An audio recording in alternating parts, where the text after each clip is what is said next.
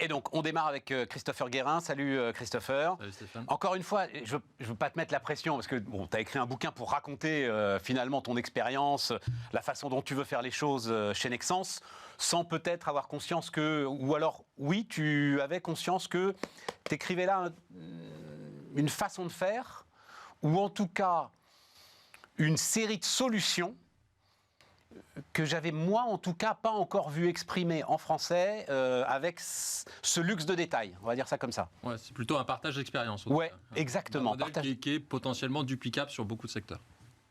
Donc, réconcilier la pression du monde capitaliste avec les enjeux écologiques et le bien-être social. Je vais résumer ta solution. Arrêtez de produire plus. Oui. Ou Il faut que tu me donnes quelques détails maintenant. Parce que... le moins égale plus, en fait. On est parti du... comme tu le savais, Nexans en 2018 était proche d'OPA Hostile. Donc Nexans, en fait, on ne le dit pas, mais leader mondial du câble. Deuxième. Deuxième acteur. Deuxième. On ne connaît pas le premier, donc c'est très bien. Et c'est comment s'appelle le premier? Oh, je le cite pas. Non, je rigole. Principio, une très belle société italienne. D'accord. Ah, dis donc. Ah, ouais. Donc 2 Européens. 2 Européens. Donc voilà, donc l'un des leaders mondiaux du câble. Et donc, effectivement, dans une situation complexe. Très compliqué, très compliqué. À l'époque, si on prend juste le cours 2018. de bourse 2018, le cours de bourse comme un baromètre, on était à 22 €, la société valait que 800 millions d'euros. On était proche d'OPA Hostile, enfin on était complètement à la casse, la boîte valait 800 millions d'euros. Et on avait quelques années, 2 ans devant nous pour redresser, avec le support de nos actionnaires majoritaires, qui sont un fonds chilien et la BPI, redresser la société. Fonds chilien pour le cuivre, j'imagine. Oui. Enfin, c'est ça, le lien avec le Chili, c'est le cuivre. Non, parce que ça peut paraître surprenant, fonds chilien. Ouais. Voilà, donc c'est ça qui fait le lien. Et en fait, on s'est dit... alors moi je n'ai pas sorti la méthode, ça fait 10 ans que je bosse dessus. Je me suis toujours posé la question sur comment redresser une entreprise le plus rapidement possible, avec le moins de casse sociale possible. Ouais. Et puis, en changeant un peu les paradigmes, et tout ce qu'on nous a appris pendant des années, pendant 20 ans, c'était un peu l'ère de l'abondance. Ouais. Donc, le plus de volume... Tu sais, tu entends cette phrase, j'ai besoin de plus de volume pour couvrir mes frais. Mais bien sûr. Entendu pendant 30 ans. Mais bien sûr. Le plus de clients, le plus de produits. Et donc, moi, j'ai déployé une méthode depuis 10 ans qui m'a permis de redresser beaucoup d'entreprises, enfin d'unités chez Nexans, qui était de dire, il y a un facteur que vous ne prenez pas en compte, c'est le coût de complexité. Le coût de complexité. On regarde beaucoup nos coûts fixes, on regarde nos coûts variables, mais il y a quelque chose que vous ne tenez pas en compte, c'est le nombre de clients et le nombre de produits que vous gérez tous les jours, qui est exponentiel depuis des années, et qui génère un coût. Et je vais te donner un exemple plus simple. Tu regardes l'iPhone, voilà, la vie de tous les jours, l'iPhone. Quand Apple sort un nouvel iPhone, ils retirent l'ancien. Pourquoi? Parce qu'ils ne veulent pas empiler les iPhones. Ouais. À l'iPhone 14, tu peux plus acheter l'iPhone 12. Ouais. Ils renouvellent leur gamme et ils remplacent. Donc ils ne vont pas dans une logique d'accumulation, mais une logique de remplacement. C'est une gestion de complexité. Tandis que dans le domaine industriel, globalement, tu regardes les statistiques, entre 1995 et 2020, le nombre de produits manufacturés a une croissance exponentielle de 300%. Donc nous, on accumule, on fait du toujours plus. Et ça a un coût. Et c'est pour ça que le modèle, d'un point de vue économique d'abord, te démontre, je finis juste... Ouais, mais là, parce que là, Christopher, je voudrais pas... Non, parce que c'est presque un peu déceptif. C'est-à-dire que là, tu me fais, et c'est très bien, mais le PowerPoint du BCG, d'une certaine manière, tu vas beaucoup plus loin que ça. Ben en fait, c'est-à-dire, effectivement, donc tu donnes les chiffres, 2019, j'ai 17 000 clients, 300 000 références produits. Maintenant, j'ai 4 000 clients, une réduction de 30%. Alors, tu écris exactement une réduction de 30% du nombre de produits manufacturés. Mm-hmm. Est-ce que ça veut dire que c'est une réduction de 30% de la production? Non. Non, ouais, c'est ça. Non. Voilà. Il a l'astuce. Hein. Ah, il a l'astuce. Ouais, c'est ce que personne ne comprend au départ. Et c'est aussi un peu ma bagarre régulière avec les analystes financiers, pas les investisseurs, les analystes financiers, que eux sont sur des modèles de croissance, donc toujours plus. Donc eux, ils disent... Tu fais plus de volume, donc tu as plus de profit. Moi, je dis, votre modèle, il est foutu. Parce que nous, on a une croissance à base zéro, mais pas de croissance, et pourtant, j'ai doublé mes profits. Mais comment on a fait? C'est un peu la logique économique du programme, c'est de dire, on a densifié nos ressources, nos capacités, sur nos clients dits Platinum, les 4000 clients, et on a réalloué toute la capacité à ces clients-là. Oui, mais là, si tu restes là, et encore une fois, dans le bouquin, t'en restes pas là, bien loin de ça. Là, c'est juste la montée en gamme, finalement, que tu es en train de m'expliquer. Tu es en train de m'expliquer le modèle de l'automobile allemande au tournant des années 90, finalement. Je vais en faire moins, je vais la vendre plus cher, et comme ça, je vais augmenter mes profits, ma marge opérationnelle, et tutti quanti. Encore une fois, tu vas beaucoup plus loin que ça. Oui, exactement. Et donc allons-y. Tu dis, donc il y a effectivement cette idée de je vais augmenter mes profits en produisant moins, ok, première chose, enfin, produisant moins de références, première chose, mais tu dis surtout, je vais faire un retour sur capitaux employés au cube. Alors explique-moi ça. Alors je t'explique. Déjà, nous, on est une des rares boîtes du capital goods européen qui n'a pas d'objectif sur la croissance volumique. Parce que c'est ce que je dis aux analystes financiers. Voilà. Tant qu'on ne définit pas la croissance, on ne sera jamais d'accord. Parce qu'on peut faire de la croissance en valeur, des effets de mix, des effets, l'innovation, etc. On peut faire de la croissance verte et on peut faire de la croissance régénérative. Ouais. Donc, tant qu'on ne rentre pas dans la définition de la croissance, moi, il n'y aura pas d'objectif de croissance. Nous, ce qu'on fait, par exemple, j'étais au Maroc récemment. Au Maroc, je peux faire 15% de croissance de volume en plus sans aucun problème avec l'électrification du Maroc à l'heure actuelle. Ce qu'on leur dit, vous avez deux objectifs. Objectif de profitabilité, à la hausse, et quota carbone, moins 10%. Ouais. Le fait d'avoir une double contrainte, d'avoir le quota carbone qui ne peut pas les pousser dans la voie de l'abondance et la profitabilité, ils sont obligés de se poser la question, quels sont les clients qui répondent à la double contrainte. Ouais. Et c'est là-dessus qu'on arrive, c'est qu'avec la méthode, on leur dit, écoutez, vous avez bien un facteur de retour sur capital employé pour la profitabilité de vos clients, mais maintenant, on calcule le retour sur carbone employé de chacun des clients, pour être sûr qu'ils répondent à la contrainte environnementale. Et c'est presque certainement là la nouveauté, parce que du coup, avec cette double contrainte, tu arrives à croître tes profits et réduire ton empreinte carbone assez rapidement. Alors, je reste là-dessus, carbone employé, mais n'oubliez pas, on a dit que c'était 3. Donc il y a aussi compétences employées, et ça, on en reparle après. Je reste sur le carbone. Je ne sais plus si tu le dis ou si tu le dis pas, mais je crois que tu le dis. Parce que tu as un petit côté, à un moment quand même, et c'est là où j'étais plus en accord avec toi, à un moment tu dis, en gros, le système, et donc tu parles d'un système, le système pousse à produire plus. Christopher, c'est pas le système qui pousse à produire plus, c'est la demande de l'humanité. C'est vrai, tu as raison. Tu vois ? La croissance de la population. La croissance de la population, et surtout, on a ici Étienne Vasmer qui vient nous voir régulièrement, économiste, qui travaille, qui enseigne à l'antenne d'Abu Dhabi de la New York University. Donc il a, lui, des Indonésiens, des Pakistanais, c'est ces gens-là, ces élèves. Non, mais tu as raison. Ils veulent croître, hein. Ils vont renoncer à rien pour améliorer leur bien-être. Hein. Il est catégorique avec nous là-dessus. C'est évident. Je suis entièrement d'accord avec toi. Quand je parle de système, c'est que remets-toi dans une logique de boîte cotée. Moi, je suis une boîte cotée. Et aujourd'hui, ce qui énerve le plus les analystes financiers, c'est qu'on n'a pas d'indicateur de croissance. Et comme dans leur modèle depuis 20 ans, c'est le top line qui génère le profit. D'accord. Quand tu leur soumets le cas Nexens, le système, il bug. Parce que pas de croissance et triplement des profits. Il dit, mais comment vous faites ? D'accord. Et on fait des masterclass au système, donc aux analystes financiers en bourse, pour leur dire, mais écoutez, à travers la réduction de complicité, la densification sur moins de clients et moins de produits, vous gagnez en productivité, vous libérez du cash, vous libérez de la ressource, qui est de la ressource productive. Alors, mais on est bien d'accord, ça améliore ta productivité et surtout, et ça on va en parler parce que c'est super intéressant et vraiment je crois que ce que tu écris va être au cœur du problème de beaucoup d'entreprises. Donc ça augmente ta profitabilité, ça réduit ton impact carbone, ça permet de mieux développer tes compétences et d'avoir un meilleur accord social général dans l'entreprise, mais ça ne règle en rien le sujet du climat. Ça ne règle en rien, parce que ce que tu ne produis pas toi, quelqu'un d'autre le produira. Eh ben voilà, la demande, elle est là, quelqu'un d'autre le produira, et dans des conditions qui seront des conditions peut-être moins bonnes que celles dans lesquelles Nexens produisait il y a encore quelques années. Je suis entièrement d'accord avec toi. Après, je suis pas chercheur au CNRS. Ok, oui, ok. Je ne pense pas régler les problèmes du monde. Je dis juste... Non, mais d'ailleurs, je crois que tu ne le dis pas. Non, voilà. J'ai pas du tout cette prétention. J'ai juste un partage d'expérience. Tu vois, j'ai eu un très bon débat et présentation auprès d'ETI et PME françaises où je leur dis, n'allez pas chercher obligatoirement la croissance. La croissance va augmenter votre coût de complicité. Repensez votre modèle économique, environnemental et social à travers moins de clients, mais plus dense et moins de produits, et les profits seront au rendez-vous. Parce qu'il y a très peu de manuels économiques qui démontrent cette notion de coût de complexité. On est d'accord. Voilà. C'est surtout ça que je mets en avant. Donc, compétences employées. Donc, vas-y, définis-moi, parce que retour sur capitaux employés, tout le monde comprend. Retour sur carbone employé, on comprend assez vite, tu l'as bien expliqué.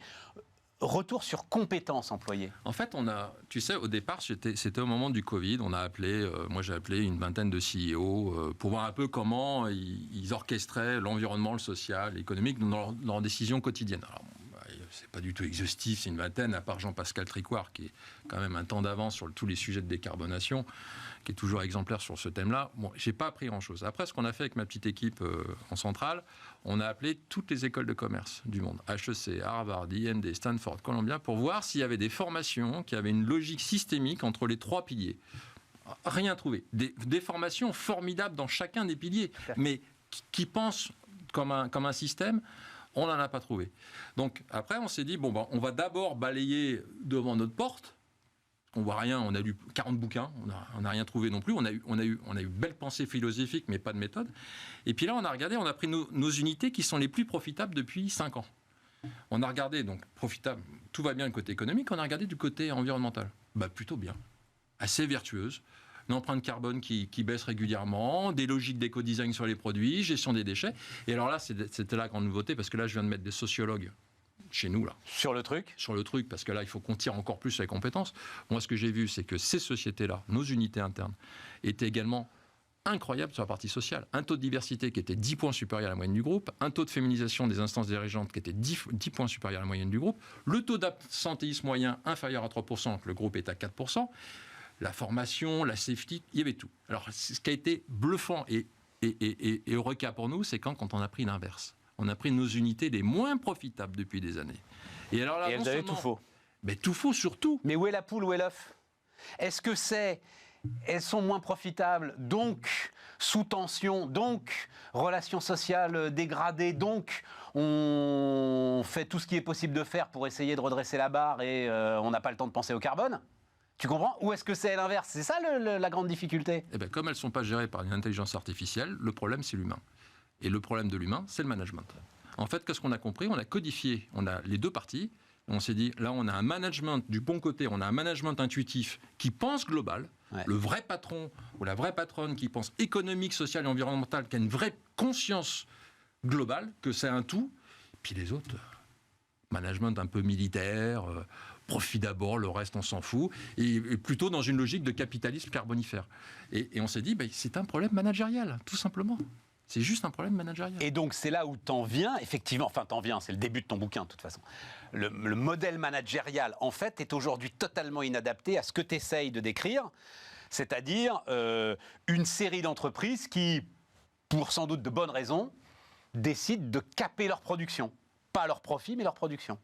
Et ça, le modèle managérial actuel, et on parle de middle management, évidemment, ou de upper middle management, il bug. Voilà. Il n'est pas capable, de la même manière que tu le disais, les analystes financiers bug, les managers bug aussi. C'est ça ton sujet, oui, exactement. Parce que si tu veux, tu as les analystes financiers qui sont dans la logique de croissance. Après, tu as les puristes radicaux écologistes qui vont être sur le thème de la décroissance. Moi, je dis juste qu'il y a une voie au milieu qui démontre qu'une forme de sobriété peut être signe de surperformance économique et régler également la problématique environnementale.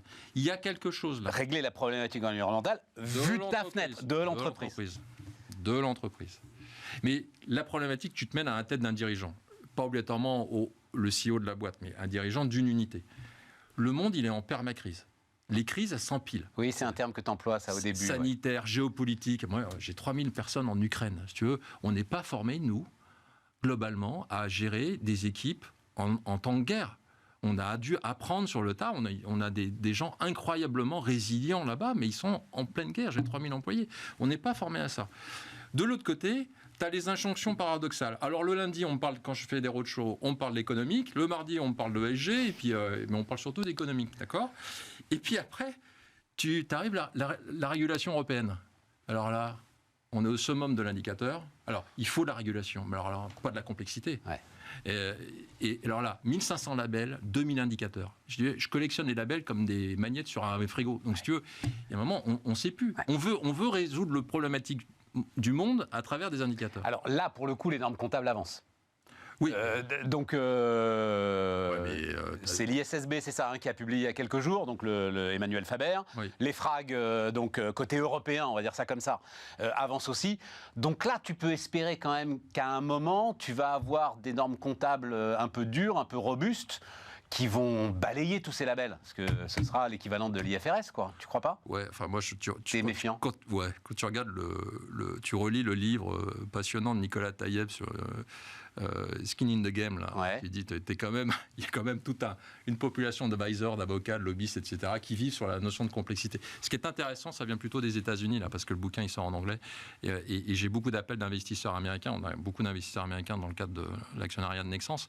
Alors, actionnaires plutôt new-yorkais, Boston, Chicago, qui eux, je ne sais pas si tu as vu cette phrase du patron de PayPal qui dit le taxonomie et l'ESG européenne, c'est une forme de nouveau communisme. Mais bien sûr. Voilà. Donc en fait, à la vision américaine, ils disent nous, il faut qu'on trouve notre voie, il faut qu'elle soit simple et pragmatique. Bien sûr. Donc ils sont en train de chercher une voie. Alors c'est pour ça que le E3 actuellement a beaucoup d'écho auprès de nos investisseurs américains, parce qu'ils disent ça, c'est pragmatique.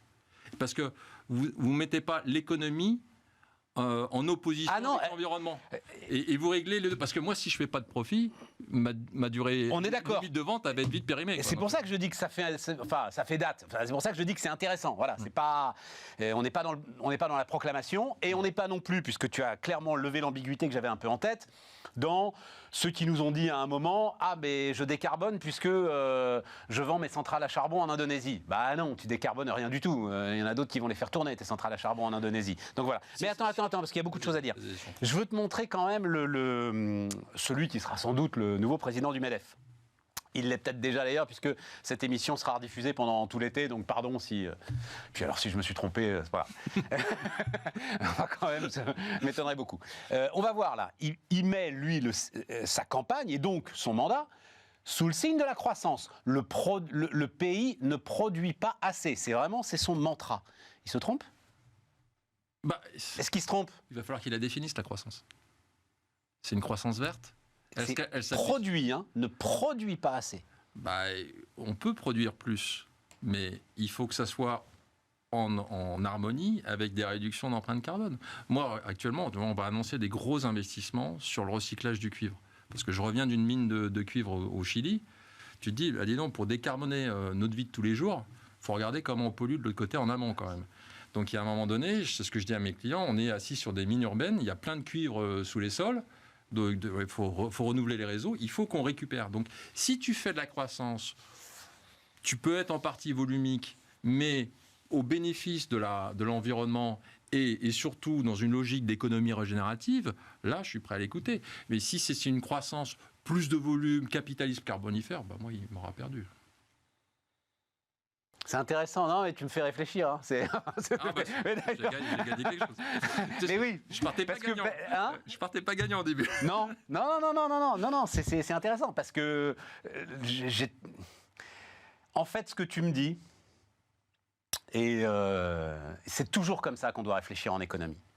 Sors d'une posture idéologique. Te laisse pas enfermer, c'est ça ton message. Oui, d'accord, en fait, tu considères que tes ennemis, c'est les décroissants, tout ça, machin et tout, et donc, pour ça, tu t'enfermes toi-même dans une posture idéologique inverse, mais qui est aussi absurde que la leur. C'est ça, hein, exactement. Truc, il y a toujours une voie au milieu, et je pense que les Chinois, actuellement, sont en train de prendre un grand coup d'avance, parce qu'ils vont faire beaucoup de croissance à travers leur transition énergétique, mais ils sont en train de récupérer tous les déchets métaux du monde à l'heure actuelle. Parce qu'ils sont en train de mettre beaucoup de logique de recyclage. Éric Orsena, formidable Éric Orsena, docteur en économie, on le sait assez peu, hyper diplômé d'économie, qui avait eu cette phrase, mais c'était il y a 15 ans. Le recyclage, c'est la première des matières premières. Bien sûr. Mais c'était il y a 15 ans. Donc, des filières se mettent en place, etc. et tout, mais on voit que c'est épouvantablement compliqué quand même. Tu crois que tu peux faire quelque chose de solide avec le cuivre sans faire exploser les coûts de manière... Dans tous les cas, on va être rattrapé par la problématique de pénurie. Ouais, il n'y aura pas assez de cuivre, il n'y aura pas assez d'aluminium, il n'y aura pas assez de métaux rares. La problématique qu'on a, c'est que, tu vois, on attaque souvent la société, par exemple, des téléphones mobiles, la société du jetable. Sauf que la société du jetable va peut-être aller un cran plus vite. Parce que comme tu jettes tu récupères bien. Mais il faut récupérer. Oui, mais tu vas voir, à mon avis, en 2025, le prochain iPhone, il sera 100% fait de matière recyclée. Comme le jetable te crée en fait un volume et permet de te rendre en boucle circulaire assez intéressante. Nous, on est plutôt dans une logique de société d'accumulation. On accumule. D'où le dispositif de consigne qui peut apparaître comme un truc, mais retour aux années 60. Et qui en fait peut être utile parce que il faut pas qu'ils dorment dans les tiroirs quoi les téléphones si tu veux toi pouvoir les recycler. Exactement. C'est ça, on est d'accord. Et il faut qu'à un moment la conscience écologique est limitée, il y a une toute petite incitation monétaire, financière, enfin peu importe, une toute petite incitation pour que on aille les rapporter. C'est ça le truc. Exactement. Alors c'est quand même pas très compliqué. Un mot de la Chine quand même, il nous reste 3 minutes, mais c'est parce que tu les connais, tu travailles là-bas, tu travailles avec eux. Le Premier ministre, il était quand même un tout petit peu inquiet, il était en France la semaine dernière.